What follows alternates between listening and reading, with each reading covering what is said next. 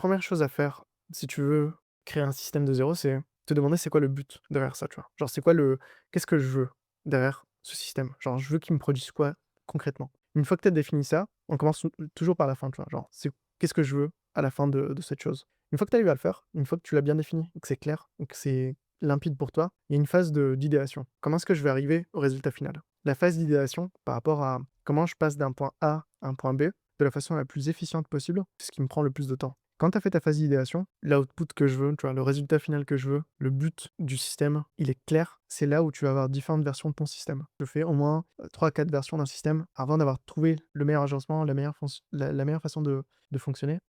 Une fois que tu as mis ça en place, ce que je veux, c'est que pour chaque étape du système, il faut donner un owner. Sans owner, tu pas de système. Sans owner, le système va pas tourner sans toi, tu vois? Et ça, c'est très important. Du coup, pour récapituler, connaître exactement ce que tu veux que le système te donne à la fin. La phase d'idéation, genre réfléchir et avoir une V1, une V2, l'améliorer, essayer d'avoir la chose la plus efficiente possible. Une fois que c'est fait, tu commences à créer ton process et surtout, tu mets en place, des owners et des gens dans ton système. Tu regardes comment ça fonctionne. Une fois que ça tourne pendant une semaine, 2 semaines, voire même un mois, tu valides ton système et tu le laisses tourner.